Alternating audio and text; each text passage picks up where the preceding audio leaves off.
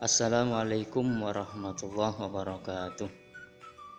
Alhamdulillah, anakku sekalian, kita bertemu kembali dalam pembelajaran jarak jauh untuk mapel akidah akhlak, yaitu materi tentang iman kepada kitab Allah untuk pertemuan yang kedua.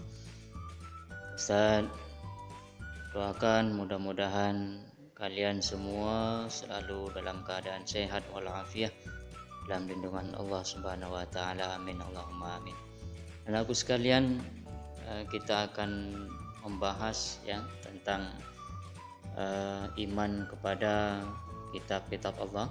Namun sebelumnya kita buka terlebih dahulu pembelajaran kita ini dengan membaca Ummul Kitab Suratul Fatihah, dengan harapan mudah-mudahan apa yang akan kita pelajari ini oleh Allah dijadikan ilmu yang manfaat dan barakah fid dini wad dunya wal akhirah. Ala hadhihi niyyah wa ala kulli niyatin shalihah bi jahi Rasulillah sallallahu alaihi wasallam. Al-Fatihah. A'udzu billahi minasyaitonir rajim. Bismillahirrahmanirrahim. Alhamdulillahi rabbil alamin arrahmanir rahim maliki yaumiddin iyyaka na'budu wa iyyaka nasta'in ihdinas siratal mustaqim siratal ladzina an'amta 'alaihim ghairil maghdubi 'alaihim waladdallin. Rabbi ighfirli wa liwalidayya wa lil mu'minina amin. Anakku sekalian, pertemuan yang pertama kita telah membahas tentang pengertian iman kepada kitab Allah. Untuk pertemuan yang kedua ini kita akan membahas tentang kitab-kitab apa saja yang wajib kita imani. Jadi ada 4 kitab yang wajib kita imani keberadaannya. Yang pertama ada kitab Taurat, kemudian ada kitab Zabur, kemudian yang ketiga ada kitab Injil, yang keempat yaitu Al-Quran. Kita coba bahas satu persatu ya. Yang pertama adalah kitab Taurat. Kitab Taurat adalah kitab Allah yang diturunkan kepada Nabi Musa alaihissalam. Kitab suci ini berisi firman-firman Allah yang diturunkan untuk menjadi petunjuk dan pedoman bagi umat Nabi Musa alaihissalam, yaitu Bani Israel. Sebagaimana yang Allah jelaskan dalam firman-Nya dalam Al-Quran surat Al-Mu'min ayat 53,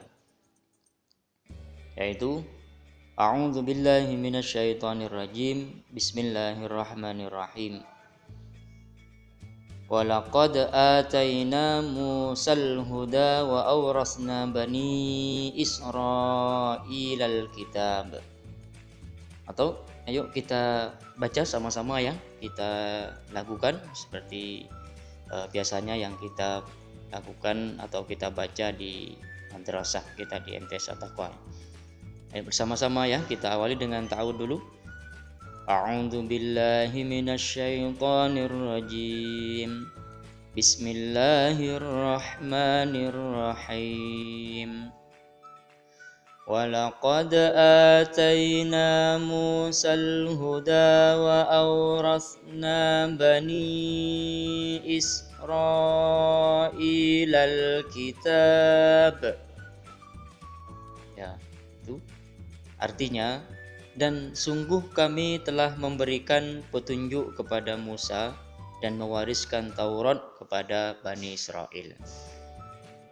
Itu dalil yang menjelaskan tentang kitab Taurat yang diturunkan kepada Nabi Musa alaihissalam.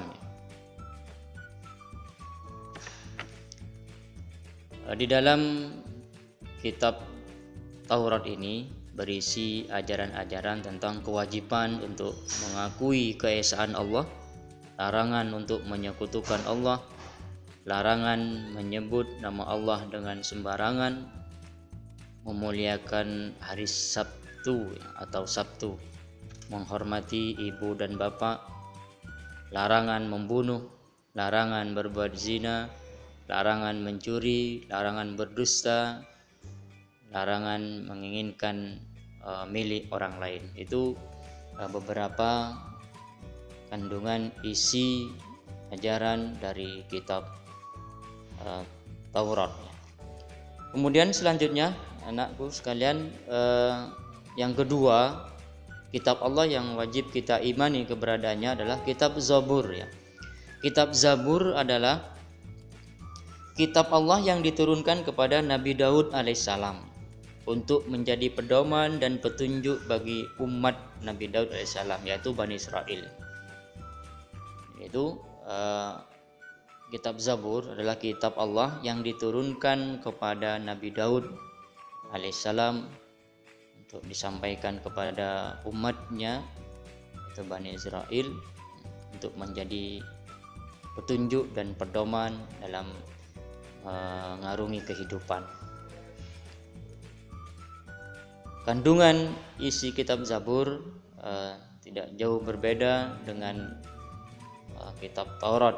Jadi intinya adalah mengesahkan Allah, yang tidak, dan larangan untuk menyekutukan Allah.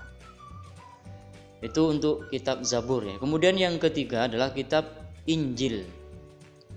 Kitab Injil adalah kitab Allah yang diturunkan kepada Nabi Isa alaihissalam untuk menjadi pedoman dan petunjuk bagi umatnya. Jadi kitab Injil adalah kitab Allah yang diturunkan kepada Nabi Isa alaihissalam. Secara umum kitab Injil itu memuat beberapa ajaran pokok yang wajib dilaksanakan. Antara lain yang pertama adalah perintah agar kembali kepada tauhid yang murni. Ajaran yang menyempurnakan kitab Taurat.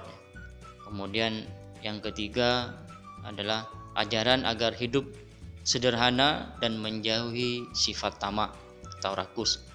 Dan yang keempat adalah pembenaran terhadap kitab-kitab yang datang sebelumnya. Itu secara umum isi kandungan daripada ajaran kitab Injil yang diturunkan kepada Nabi Isa alaihissalam. Nabi Isa mengajarkan kitab Injil hanya selama 3 tahun, dari usia 30 sampai dengan usia 33 tahun, yaitu ketika beliau diselamatkan oleh Allah dari kejaran kaum Yahudi yang ingin menyalibnya dengan diangkat ke langit oleh Allah.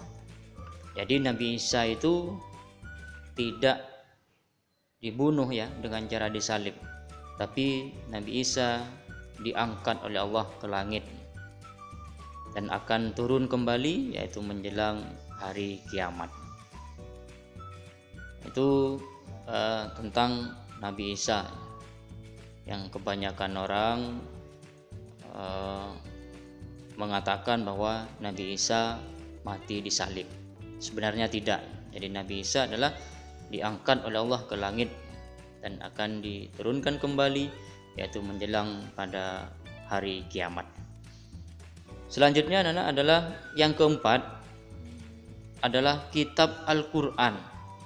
Al-Quran adalah kitab Allah yang diturunkan kepada Nabi Muhammad SAW untuk menjadi petunjuk dan pedoman bagi seluruh manusia agar selamat dunia dan akhirat. Yaitu Al-Quran adalah kitab Allah yang diturunkan kepada Nabi Muhammad SAW sebagai petunjuk dan pedoman bagi seluruh umat manusia. Kemudian di sini ada nama lain ya yang dipakai untuk menyebut Al-Quran. Yang pertama, nama lain Al-Quran itu adalah Alkitab, yang Allah jelaskan di dalam surat Al-Baqarah ayat 2. Zalikal kitabu la raiba fihi hudal lil muttaqin. Kemudian yang kedua, nama lain daripada Al-Quran adalah Al-Furqan, sebagaimana yang terdapat disebutkan dalam Al-Qur'an surat Al-Furqan ayat pertama. Kemudian yang ketiga juga Al-Qur'an disebut dengan Az-Zikr.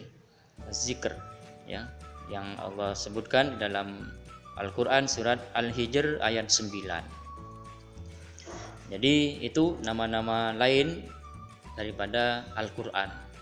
Kemudian anakku sekalian, Al-Qur'an itu adalah kitab suci yang terakhir ya, yang Allah turunkan kepada Nabi Muhammad sebagai penyempurna bagi kitab-kitab Allah yang sebelumnya. Jadi kitab Al-Qur'an itu adalah kitab terakhir yang sudah sempurna ya, sebagai penyempurna dari kitab-kitab Allah sebelumnya, yang diturunkan kepada Nabi Muhammad SAW untuk disampaikan kepada umatnya ya, seluruh manusia. Jadi Al-Quran itu telah Allah jamin keasliannya ya, sampai hari kiamat.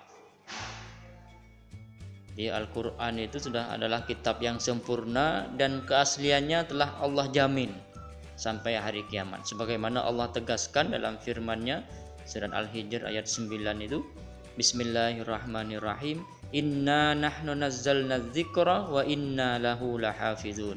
Sesungguhnya kamilah yang menurunkan Al-Quran dan kami pula yang akan menjaganya.